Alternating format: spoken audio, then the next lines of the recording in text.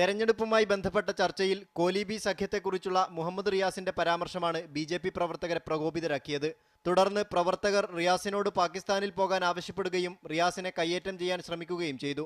സംഭവത്തിൽ നടപടി ആവശ്യപ്പെട്ട് റിയാസ് വെള്ളയിൽ പോലീസിൽ പരാതി നൽകി. ജനാധിപത്യപരമായി അഭിപ്രായം പറഞ്ഞതിന് ധ്രുവീകരണങ്ങൾ സൃഷ്ടിച്ച് ബോധപൂർവ്വം മുതലെടുപ്പ് നടത്തുവാനുള്ള ശ്രമമാണ് നടന്നിട്ടുള്ളത്.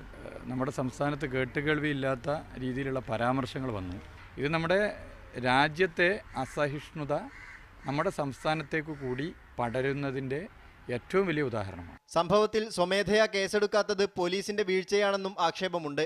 റിയാസിന്റെ പരാതിയിലുള്ള പോലീസ് നടപടിയും സംസ്ഥാന സർക്കാരിന്റെ നിലപാടും ഗൗരവത്തോടെയാണ് നോക്കിക്കാണുന്നതെന്ന് CPM ജില്ലാ സെക്രട്ടറി P. മോഹനൻ പറഞ്ഞു. മതനിരപേക്ഷതയുടെ കേന്ദ്രമായി കോഴിക്കോട് നഗരത്ത് നിന്ന് അങ്ങനെ പറയാനുള്ള കരുത്ത് കിട്ടുന്നത്, പ്രചോദനം കിട്ടുന്നത്, ഇതിനേക്കാളും അപ്പുറം കാണിച്ചാലും ഒരു നടപടിയും സ്വീകരിക്കില്ല ഈ കേരളത്തിലെ ഗവൺമെന്റ് എന്നുള്ള ഒരു തോന്നലാണ്. വിഷയം തെരഞ്ഞെടുപ്പിൽ പ്രചരണായുധമാക്കാനാണ് CPM തീരുമാനം.